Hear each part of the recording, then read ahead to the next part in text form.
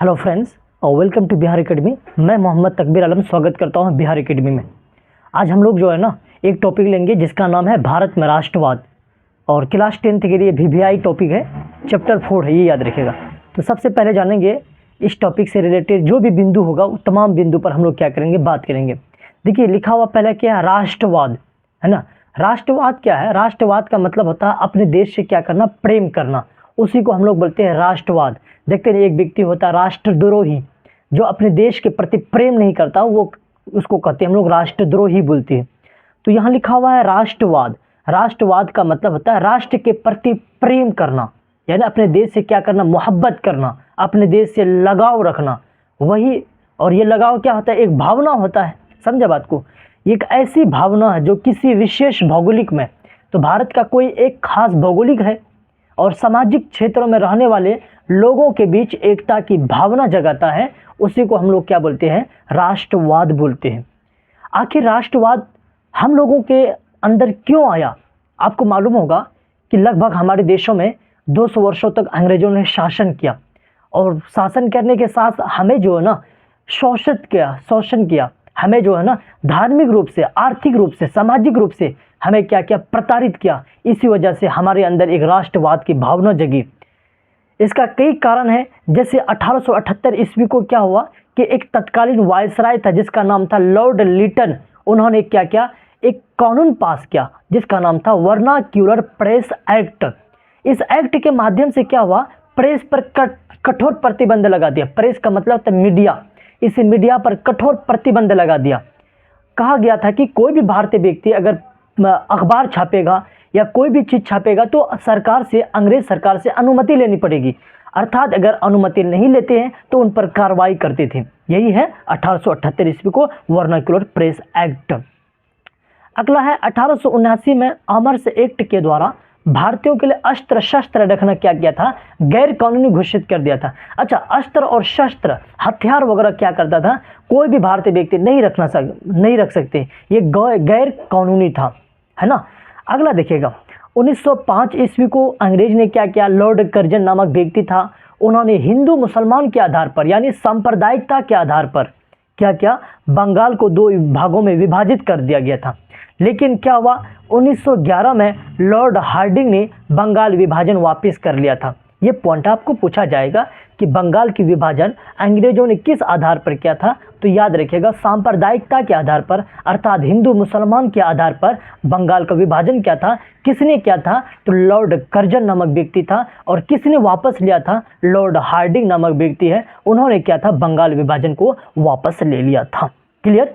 अब अगला देखिए, अगला पॉइंट है 1907 ईस्वी को कांग्रेस का एक अधिवेशन हुआ था, सूरत अधिवेशन। उसी में क्या हुआ, कांग्रेस 2 भागों में बट गया, और 2 भाग में बट करके कौन कौन भाग में बटा, एक का नाम रखा नरम दल और एक का नाम रखा क्या चीज, गरम दल। देखिए नरम दल का अर्थ होता है कि अंग्रेजों को भगाए, नॉर्मल रूप से भगाया जाएगा, उसे जो है मोहब्बत से भगाया जाएगा। बल्कि गरम दल का अर्थ था कि हम अंग्रेजों को भगाए लेकिन उसे मारपीट करके भगाएंगे, उसके साथ जो है ना गलत व्यवहार करके भगाया जाएगा।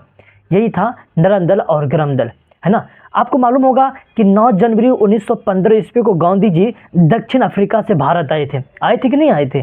इससे पहले क्या हुआ था, इंग्लैंड गए थे बैरिस्टरी की शिक्षा प्राप्त करने के लिए, और दक्षिण अफ्रीका में उन्होंने क्या किया, वकालत की प्रैक्टिस किया था। आपको मालूम होगा कि किस भारतीय व्यक्ति के नेतृत्व में गया था, कहने पर गया था, तो दादा अब्दुल्ला नामक व्यक्ति था, याद रखिए। तो वही है कि 9 जनवरी 1915 ईस्वी को गांधी जी दक्षिण अफ्रीका से भारत आ गए थे। गांधी जी का जो राजनीतिक गुरु था ना, गोपाल कृष्ण गोखले था। कौन था, गोपाल कृष्ण गोखले। अच्छा, गोपाल कृष्ण गोखले ने गांधी जी को यह कहा था कि आप जो है ना पूरे साल क्या कीजिए, भ्रमण कीजिए, और भ्रमण करने के बाद जो है ना तभी आप क्या कीजिए, अंग्रेजों से भिड़िए। जब आपको मालूम हो जाएगा, सारे चीज़ के बारे में पता लगेगा कि कुन लोगों को कौन सा डिमांड है, है ना। इसी वजह से गांधी जी ने क्या किया, 1915 को क्या किया, पूरे साल जो है ना वह लोगों के पास गया, लोगों को जाना कि लोगों की चाह क्या है, इच्छा क्या है, ये याद रखिएगा। तो उसके राजनीतिक गुरु गोपाल कृष्ण गोखले। अब देखिए प्रथम विश्व युद्ध 28 जुलाई 1914 से 11 नवंबर 1918 तक चला था, ये याद रखिएगा। इसके बाद 1916 ईस्वी को एक अधिवेशन होता है जिसका नाम होता है लखनऊ अधिवेशन। आपको मालूम होगा लखनऊ अधिवेशन में क्या हुआ, नरम दल और गरम दल और मुस्लिम लीग को एक कर दिया था। और वहाँ पर कहा दिया कि अगर हम लोग एक नहीं रहेंगे तो हम लोग क्या करेंगे, काटे चले जाएंगे। इसीलिए सभी लोग क्या है, एक होंगे तभी हमारा देश आज़ाद होगा। ये गांधी जी ने क्या किया, 1916 ईस्वी को लखनऊ अधिवेशन में भाग लिया था। आपको मालूम होगा, अब अगला हम लोग क्या पढ़ते हैं, चंपारण सत्याग्रह, है ना। चंपारण सत्याग्रह 1917 ईस्वी को हुआ था। देखिए चंपारण सत्याग्रह, आपको मालूम होगा यहाँ पर नील की खेती कराई जाती थी। अच्छा, नील की खेती एक बार करने से क्या होता था, उसकी जमीन बंजर हो जाती थी, उनकी उर्वरक शक्ति समाप्त हो जाती थी, समझे बात को। और अंग्रेज क्या करवाता था, जबरन नील की खेती करवाया जाता था। भारतीय किसान नील की खेती नहीं करना चाहते थे, क्यों करे, क्योंकि जमीन बंजर होता, जमीन की उर्वरा शक्ति समाप्त हो जाती थी, और करते भी थे जो लोग जो है ना, उसे सही मुआवजा भी नहीं मिल पाता था। इसी वजह से क्या हुआ कि एक व्यक्ति था, इसका नाम था राजकुमार शुक्ला। उन्होंने क्या किया, लखनऊ अधिवेशन जब हो रहा था तो उसी समय क्या हुआ, गांधी जी को बुलाने गए, गांधी जी को आमंत्रित किए थे कि आप जो ना सबसे पहले कहाँ आइए, चंपारण आइए, और चंपारण में जो सत्याग्रह कीजिए, क्योंकि चंपारण में नील की खेती कराया जा रहा है, वहाँ के किसान जो ना खाने को मोहताज है। इसी वजह से गांधी जी चंपारण सत्याग्रह 1917 ईस्वी को शुरुआत करते हैं। तो देखिए भारत में पहली बार गांधी जी जो चंपारण सत्याग्रह शुरुआत करते हैं ना, वो 1917 ईस्वी को करते हैं, लेकिन अपने लाइफ में सबसे पहली बार कहाँ करते हैं, तो दक्षिण अफ्रीका में करते हैं। क्लियर। अब देखिए चंपारण सत्याग्रह से रिलेटेड क्या है, पॉइंट है। अब कौन कौन सा पॉइंट है, उन पॉइंटों को हम लोग क्या करते हैं, जानते हैं। क्लियर। तो चलिए, यहाँ लिखा हुआ है चंपारण सत्याग्रह 1917 ईस्वी को महात्मा गांधी जी के नेतृत्व में बिहार के चंपारण जिला से प्रारंभ किया गया था। चंपारण के एक किसान राजकुमार शुक्ला द्वारा गांधी जी को लखनऊ अधिवेशन के समय बिहार आने के लिए आमंत्रित किया। देखिए यहाँ पर जो है 3 कठिया प्रणाली लागू थी, है ना, 3 कठिया प्रणाली, ये याद रखिए। यहाँ लिखा हुआ 3 कठिया प्रणाली चंपारण की किसानों पर लागू था, ये याद रखिए। कहेगा कि मजदूरों पर लागू था, तो यही याद रखेगा, मजदूरों पर लागू नहीं था, किस पर लागू था, किसानों पर लागू था। यानी 3/20 हिस्से पर क्या करते थे, नील की खेती करनी होती थी।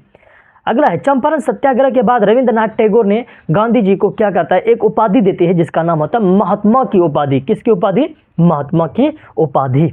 नेक्स्ट पॉइंट आइए, चंपारण सत्याग्रह की जांच करने के लिए क्या हुआ, एक कमेटी बनाई गई थी, है ना, इसका नाम था चंपारण एग्रीगेरियन कमेटी। इसी कमेटी के अनुशंसा के आधार पर 3 कठिया प्रणाली को क्या किया, समाप्त कर दिया गया था। किसके आधार पर, तो चंपारण सत्याग्रह के आधार पर क्या हुआ, 3 कठिया प्रणाली को समाप्त कर दिया गया था। तो चलिए अब हम लोग क्या करते हैं, अगला पर बात करेंगे। अब चलिए हम लोग बात करेंगे, एक कानून है रॉलेट एक्ट कानून। देखिए रॉलेट एक्ट कानून क्यों लागू किया था। देखिए गांधी जी से वादा किया था कि प्रथम विश्व युद्ध में अंग्रेज, कि अगर भारतीय व्यक्ति जो है ना प्रथम विश्व युद्ध लड़ने के लिए जाएगा तो हम देश को आज़ाद करवा देंगे।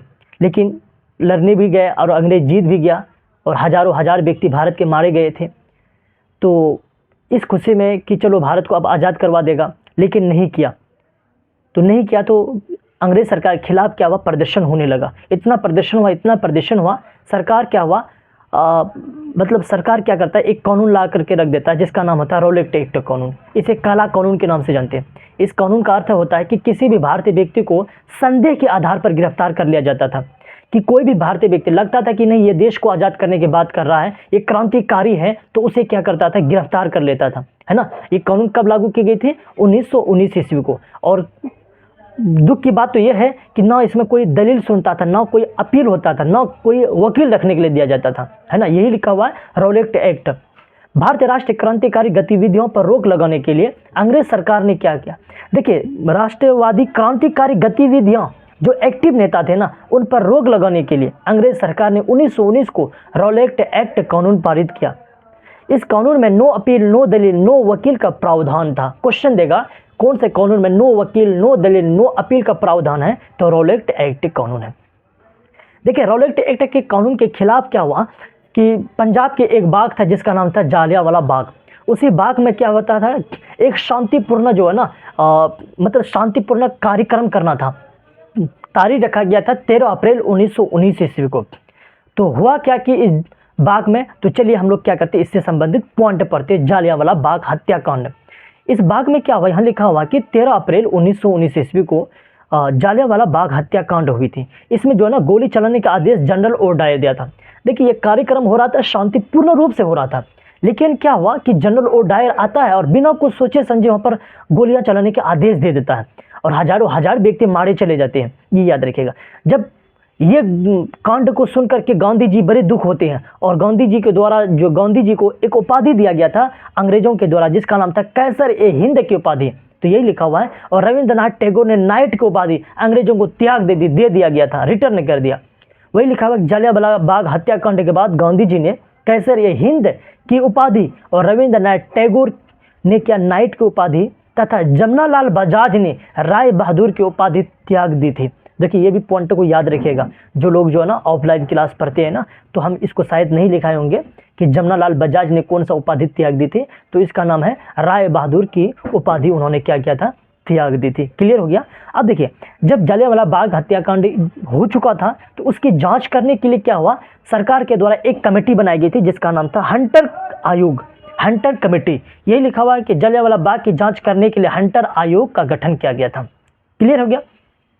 अच्छा, जलियांवाला बाग कांड से पहले क्या हुआ कि 9 अप्रैल 1919 ईस्वी को 2 स्थानीय नेता जिसका नाम था डॉक्टर सैफुद्दीन किचलू है ना, और एक का नाम था सत्यपाल मलिक, वो दोनों व्यक्ति को गिरफ्तार कर लिया था।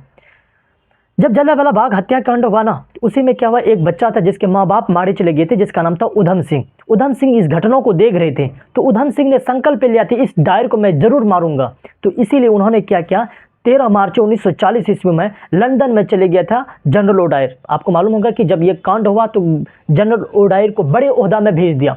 तो एक बच्चा था जिसका नाम था उधम सिंह, लगभग उन्होंने क्या किया, 20 साल अथक प्रयास कर करके कुछ रुपया जमाया है ना, जुड़ा करके उन्होंने क्या करता है, बंदूक खरीदा और बंदूक खरीद करके चले जाता है कहाँ पर, लंदन चले जाता है और वहीं पर क्या करता है, ये जनरल ओडायर को गोली से उड़ा दिया जाता है। वो था उनका संकल्प, उन्होंने संकल्प को पूरा कर लिया। अब चलिए खिलाफत आंदोलन पर बात करते हैं। देखिए खिलाफत आंदोलन जो है ना, आपको मालूम होगा कि तुर्की के मुसलमान जो है ना, तुर्की का जो शासक होता था ना, पूरी दुनिया के मुसलमान उसको अपना धर्म गुरु मानते थे, ये याद रखिएगा। लेकिन उनकी धर्म गुरु को अंग्रेज सरकार ने क्या किया, अपने अंडर में ले लिया। इसी वजह से भारत में एक आंदोलन शुरुआत की गई जिसका नाम रखा गया खिलाफत आंदोलन। ये खिलाफत आंदोलन मोहम्मद अली और शौकत अली के द्वारा 1919 ईस्वी को तुर्की के शासक के समर्थन में शुरुआत की गई थी। क्लियर है।